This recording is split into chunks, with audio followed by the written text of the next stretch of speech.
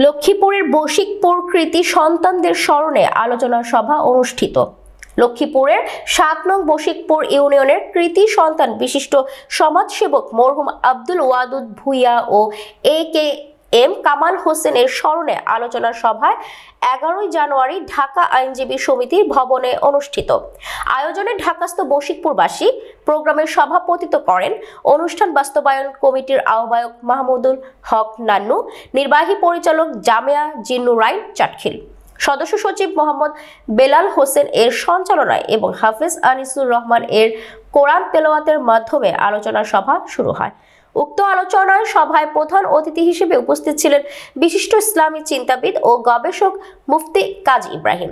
বিশেষ অতিথি হিসেবে উপস্থিত ছিলেন ডক্টর কাজী নিয়ামত উল্লাহ, বিশিষ্ট ইসলামী চিন্তাবিদ, মাওলানা নুরুল আনোয়ার মোতাল্লি বশিকপুর সেন্ট্রাল জামে মসজিদ, তাহিরুল ইসলাম মোতাল্লি ও ভারপ্রাপ্ত সভাপতি বশিকপুর বাজার কেন্দ্রীয় জামে মসজিদ, মাওলানা মোহাম্মদ জাহিদ হোসাইন, সাবেক প্রিন্সিপাল DHU কামিল মাদ্রাসা বশিকপুর, নুরুল আমিন সভাপতি বৃহত্তর নোয়াখালী পেপার মার্চেন্ট সমবায় সমিতি, মাহফুজুর রহমান চেয়ারম্যান ৭ নং বশিকপুর ইউনিয়ন, আব্দুল হালিম ভূঁইয়া সভাপতি বৃহত্তর নোয়াখালী গার্মেন্টস এক্সেসরিজ সমবায় সমিতি, Mohammad Anwarul Haque Babul chairman Rupali lace industries, Kazi Shamsuddin Manik advocate income tax, Maulana Zakir Hossain vice president ও ম্যানেজার ইসলামী ব্যাংক ক্যান্টনমেন্ট শাখা, মোহাম্মদ জিল্লাল হোসেন কর্নেল বাংলাদেশ সেনাবাহিনী, আমিনুল ইসলাম মুন্সি দাতা সদস্য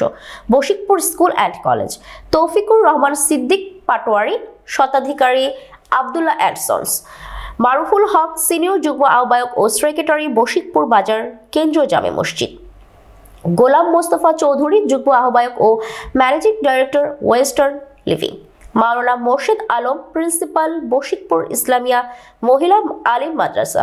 আরও উপস্থিত ছিলেন কাজী ইকবাল যুগ্ম আহ্বায়ক ও চেয়ারম্যান কাজী ফাউন্ডেশন, ইকবাল হোসেন সুমন যুগ্ম আহ্বায়ক ও সাধারণ সম্পাদক বৃহত্তর নোয়াখালী গার্মেন্টস এক্সেসরিজ সমবায় সমিতি, আনিসুর রহমান ভূঁইয়া যুগ্ম আহ্বায়ক ও ম্যানেজার কর্মসংস্থান ব্যাংক, নূর নবী জনি যুগ্ম আহ্বায়ক বাস্তবায়ন কমিটি, জনাব মাহবুবুর রহমান রাসেল বিশিষ্ট ব্যবসায়ী এবং যুগ্ম সচিব মোহাম্মদ মিজানুর রহমান, আনোয়ার হোসেন, মোহাম্মদ কামরুল হোসেন সহ বশিকপুর এলাকার আরও গণমান্য ব্যক্তিবর্গ এবং এলাকার সর্বস্তরের জনসাধারণ।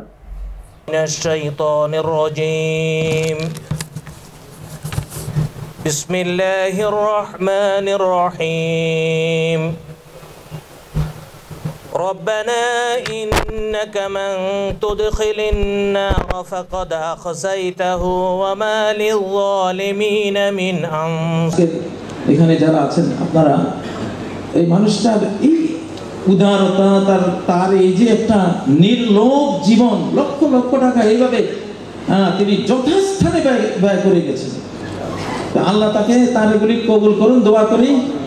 কামাল সাহেবের ব্যাপারে দুঃখিত, আপনারা অনেকে বলেছেন, আমি যেহেতু সুনির্দিষ্টভাবে তার সাথে আমার থাকা হয়নি, আমি দোয়া করি আল্লাহ দুজনকে একসাথে জান্নাতের ফেরদাউসে ঠাঁই করে দেন। আর আব্দুল ওয়াদুদ ভাইয়ের স্ত্রী উনিও চলে গেছেন, ওনার স্বামী স্ত্রী দুজনেই পরলোকে আল্লাহর কাছে। সে আরেক মানে কি বলবো, ওরা দুইজনে একরকম ছিল। ওনাদের ঘরটা ছিল আলেমদের মাজমা, জুমা পড়াতাম, জুমার পরে আসতেই হবে, গিয়ে ওখানে আমি তারেক মুনাওয়ার, তারপরে এই যে ইসলামিক টিভির সাইফুল ইসলাম ভাই, আরো অনেক আলেমরা জানা অজানা দূর দূরান্ত থেকে নিয়ে আসতেন। তো এরকম আসলে বশিকপুরের এটা অনেক বড় একটা রহমত ছিল আমাদের এই ভাইয়েরা। তো এবারের বশিকপুর তো আগের মতো হবে না। গোপালগঞ্জ থেকে ক্ষমতার একটা বিশাল অংশ নদীর কূলে কূলে সফর করে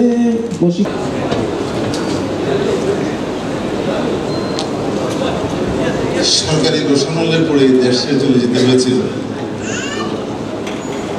আমাদের আজকের আলোচনাটা হলো স্মরণ সভা। আলহামদুলিল্লাহ, আল্লাহ সুবহানাহু ওয়া তাআলা সেই নক্ষত্র জনাব কাজী ইব্রাহিম সাহেবকে আমাদের মাঝে রেখেই, আমাদের মাঝে উপস্থিত করেই আজকের এই বশিকপুরের বিশেষ আয়োজন। বশিকপুরের মাঠে জন্মগ্রহণ করছেন হাজী আবুল কালাম সাহেব, মাওলানা আব্দুল গনি সাহেব, মাওলানা মহিবুল্লাহ, মাওলানা শরীফ। অগণিত লোকের জন্ম এই বশিকপুর। সর্বশেষ এই করব, ওনারা বশিকপুর গ্রামে বারবার যাবেন, দিনের পর দিন আমাদের সাথে থাকবেন। একদিন একখানে নামাজ পড়েন কাজী ইব্রাহিম সাহেব আসরের নামাজ, আরেকখানে মাগরিবের নামাজ, আরেক এশারের নামাজ। তাই না, ওনাকে উনি যে জন্ম নিয়েছেন বশিকপুর, উনি যে বশিকপুর নক্ষত্র, ওনার প্রমাণ হবে যে আসলে অর্থ কি বললেন, রহমত প্রাপ্ত একজন মৃত্যুবরণ করলো। আমরা কি জানি উনি রহমত প্রাপ্ত কি রহমত প্রাপ্ত হন নাই? জানি না। এটা আল্লাহর ইখতিয়ার এবং তার আমল। আমরা বলবো রাহিমাহুল্লাহ, আমরা দোয়া করবো তার জন্য, আল্লাহ তার উপর রহমত করে। সৌদি আরবের রাজা বাদশা বলে রাহিমাহুল্লাহ। আজকের প্রোগ্রামের বিশেষ মেহমান যারা হবে, আমরা আমাদের দাওয়াতে এবং এই প্রোগ্রামে আমাদের একটাই চেতনা ছিল, এখানে যারা উপস্থিত হবে তারা সবাই বিশেষ মেহমান। আমি সহ আপনারা যারা আছেন সবাই বিশেষ মেহমান। তারপরেও সমাজের অনেক বিজ্ঞজন, অনেক মুরব্বী আজকে এখানে উপস্থিত আছেন। আমি এই কর্নারে যে বাইরে একটু আছেন ও মরহুম এ.কে.এম. কামাল হোসেন ভাইয়ের স্মরণ সভা উপলক্ষে আজকের এই সভার সম্মানিত সভাপতি, মঞ্চে উপবিষ্ট আন্তর্জাতিক খ্যাতি সম্পন্ন ইসলামী মুফাসসির, বশিকপুর তথা বাংলাদেশের গর্ব চাচা সহ কামাল ভাই এবং মধুদ ভাইয়া সহ সবাইকে মাফ করে দিবেন এবং আমার জন্য দোয়া করবেন। আগামী দিনে আল্লাহ যেন আমাকে একজন সৎ পথের যাত্রী হিসাবে কবুল করে নেন এবং মৃত্যুর আগে একজন মুসলমান হিসাবে মৃত্যুদান করেন। এবং আমার একটা ছেলে আছে আর একটা মেয়ে আছে। এর আগে এইখানে কাজী ইব্রাহিম সাহেবের সাথে দোয়া নিয়েছি, আজকেও দোয়ার জন্য নিয়ে আসছি। ওদেরকেও আল্লাহ যাতে সৎ পথের যাত্রী হিসাবে তৈরি করেন। এই গ্রামে আমি একত্রিত হয়েছি, এমন নিঃস্বার্থ মানুষ আমি আসলে দ্বিতীয় দেখিনি। আমি জীবনে অনেক উদাহরণ শুধু বই পুস্তকে পড়ছি, বিশ্বাস করেন আমি বাস্তবে শুধু ওনাকেই দেখেছি। আমি আমার কর্মস্থলে এবং বিভিন্ন প্রতিবাদ করতেন। তো আমরা যারা এখানে উপস্থিত আছি, আমরা ওনাদের থেকে এই আদর্শগুলা ওনাদের কাছ থেকে গ্রহণ করব এবং ভবিষ্যতে আমরা চেষ্টা করব সমাজে ভালো কাজ করার জন্য। আর আমি সবার প্রতি অনুরোধ করব, আজকের এই মাহফিলে এই অনুষ্ঠানে আমাদের মধ্য থেকে বশিকপুরের যত সদস্য এবং আমার মনে হয় আমার খুব সম্মানের একটা জায়গা থেকে আমরা ওনাকে রেসপেক্ট করি, শিমুলের কামাল কাকা। আমরা এই দুজন মানুষকে আমাদের সমাজের জন্য হারিয়ে আমরা মনে হয় যেন অনেক বড় ধরনের একটা ক্ষতিগ্রস্ত হয়ে গেছি। কারণ ওনারা যেই সমাজের যে কাজগুলো করতেন সেটা হলো, আমি ওয়াদুদ মামাকে 2014 সালে আমি প্রথম যখন হজে যাওয়ার সিদ্ধান্ত নিই, ওনারা মশা সাহেব সহ, তখন উনি আমাদেরকে আজকের প্রোগ্রামের বিশেষ মেহমান যারা হবে, আমরা আমাদের দাওয়াতে এবং এই প্রোগ্রামে আমাদের একটাই চেতনা ছিল, এখানে যারা উপস্থিত হবে তারা সবাই বিশেষ মেহমান। আমি সহ আপনারা যারা আছেন সবাই বিশেষ মেহমান। তারপরেও সমাজের অনেক বিজ্ঞজন, অনেক মুরব্বী আজকে এখানে উপস্থিত আছেন। আমি এই কর্নার ওনার অবদানগুলো কথা বলি, আমার আঙ্গুল করলে কর শেষ হয়ে যাবে, শেষ হবে না। শুধু এইটুকুন আজকে বলবো যে আল্লাহ তাআলা, আমরা ওনাদের কোনো খেদমত করতে পারি নাই, তবে আমাদের হৃদয় তখন শান্তি পাবে যখন ওনারা মৃত্যুর পরে মাঠে নিচে শান্তি পায়। আর অসত্যেন না, ভাটায় নামতেন না, সত্য সঠিক যেটা সেটাই বলার চেষ্টা করতেন। যত বিপদ, যত কষ্ট, যত কিছু হোক, এটা রিকা উনি এর থেকে বিপদ মানে পিছপা হতেন না। তা আমি চাচ্ছি যে এটা রিকা সামনে আমাদের সমাজটা যাতে করে কামাল ভাই এবং অদুর সাহেবদের মতো যোগাযোগ রাখতে পারে। আর কিছু লোক আছে উপর লেভেলে রাখে, কিছু নিচে রাখে। তো কামাল ভাই এমন একজন মানুষ যিনি উপর থেকে নিচ, একজন বক্তা সেটা বলেছেন, কোয়াইট ট্রু, যে উনি সব লেভেলের সাথে যোগাযোগ করে সমাজের সমস্যার সমাধানের জন্য চেষ্টা করতেন। আর ওদুদ ভাইয়ের কথা যেটা বলা হচ্ছে, উনি কিন্তু নীরবেই কাজ করতেন, মানে আসলে অত্যন্ত ভালো মানুষ ছিলেন। আমি খুব কাছে থেকে ওনাকে দেখেছি, ওনার বাবাকেও দেখেছি আমি, যেহেতু আমার আব্বার আপন আত্মীয়, আপন ফুফাতো ভাই, সেই হিসেবে আমি ওনাকে দেখেছি। দুনিয়াবি কোনো লোভ লালসার আমি দেখিনি। ঠিক কামাল ভাই আমাকে অনেক স্নেহ করতেন, অনেক ভালোবাসতেন। ওনার সাথে অনেক মহামেলা হয়েছে আমার। যেমন এই মাইদুয়ালি বিল্ডিং করার ব্যাপারেও আমি প্রথম জায়গা কিনা থেকে শুরু করে কিছু পরামর্শ দিয়েছি। ওই জমি রেজিস্ট্রির ব্যাপারে একটু জটিলতা সৃষ্টি হয়েছে, সেটা আমি সারাই দিয়েছি। এতে উনি ভীষণ খুশি হয়েছে। তো আমরা আমার সকলে উনি বুঝছেন। তো আমি বললাম যে আপনি কি মুফতি কাজী ইব্রাহিম সাহেবকে চিনেন? কি বলেন, না চিনবো কেন, অবশ্যই চিনি, খুব ভালোভাবে চিনি। আমি বললাম যে আমার বাড়ির পাশে ওনার বাড়ি। এই কথা বলার পরে উনি জিব্বাত কামড় দিয়ে বললেন ইন্নালিল্লাহ। কি বললেন এইভাবে কি বললেন ইন্নালিল্লাহ? আমি কিন্তু বুঝতে পারিনি যে আমার ভুলটা কোথায় হয়েছে। আমি বললাম যে আপনি এরকম কেন, আমার কি ভুল হয়েছে? তো আপনি বললেনটা কি? এত বড় আলেম, আপনি বলেন যে আপনার বাড়ির পাশে ওনার বাড়ি, এটা আপনার বেয়াদবি হয়ে গেল। আপনি বলবেন যে ওনার বাড়ির পাশে আপনার বাড়ি। আমি বলছি ঠিক বলছেন, আমি আপনার কাছে সরি বলতে বাধ্য, আমার ভুল হয়েছে। একাডেমিক জ্ঞান আমার খুবই সীমিত, কিন্তু আল্লাহ আমাকে যে পজিশনে এনেছেন প্রফেশনালি, আমি একটা ইংলিশ মিডিয়াম স্কুলের একটি বড় দায়িত্বে আছি। যে এই পর্যন্ত এসেছি আলহামদুলিল্লাহ। অবশ্যই ইব্রাহিম চাচা আমার জ্ঞানের 99.99%-এরও বেশি আমি ইব্রাহিম চাচার কাছ থেকে পেয়েছি সহবত হিসাবে। চাচার সাথে আমার বহু স্মৃতি। আমি আর কিছু বলতে পারছি না, ধন্যবাদ।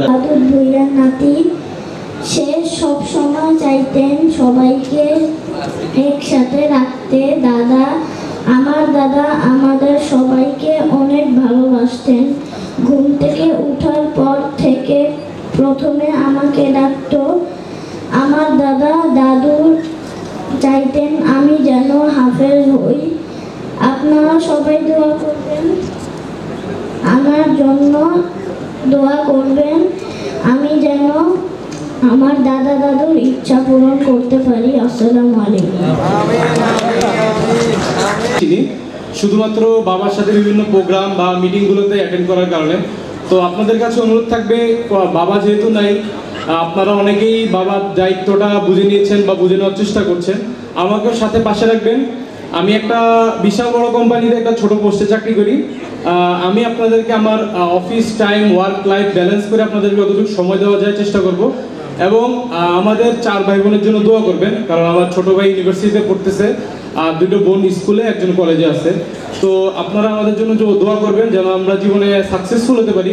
এবং একেএম কামাল হোসেনের ছেলে মেয়ে না বলে যেন আমাদেরকে দিয়ে বলে যে ওনার বাবা ছিল একেএম জনাব একেএম কামাল হোসেন। জনাব আসাদ পাটোয়ারি রাহিমাহুল্লাহ, কাজী কাবাতুল্লাহ সাহেব রাহিমাহুল্লাহ, রেজাউল আনসারী রাহিমাহুল্লাহ, কাজী আব্দুল কালাম সাহেব রাহিমাহুল্লাহ, শামসুল ইসলাম সাহেব সাবেক সচিব রাহিমাহুল্লাহ, আবুল বাশার চেয়ারম্যান সাহেব রাহিমাহুল্লাহ, আমাদের গতবারের এখানে মিটিংয়ে যারা উপস্থিত ছিলেন, আমাদের মোস্তফা হোসেন সিরাজি, আমাদের যারা সোহাগ ভাই, আমাদের শাহেখ আহমদুল্লাহ সাহেবের বাবা দেলার ভাই, ওনারা গত মিটিংয়ে এখানে উপস্থিত ছিলেন। আজকে ওরা রাহিমাহুল্লাহ, আল্লাহ সকলকে জান্নাতের উচ্চ মাকাম দান করুক। সম্মানিত উপস্থিতি, আমি আবারও বলছি, আমার যে সকল ভাইয়েরা আজকের এই অনুষ্ঠানে এখন পর্যন্ত তাদের সহযোগিতা করার যে পর্যায়ে নাম বলে অনেক আপনারা বিরক্ত হবেন, সবাই জানেন কারা কারা সহযোগিতা করেছেন। সকল প্রতি আমাদের পক্ষ থেকে শ্রদ্ধা, কৃতজ্ঞতা বোধ। আপনারা একটু ধীরে সুস্থে নামবেন। সামনে যেহেতু লিফট 2টা মাত্র,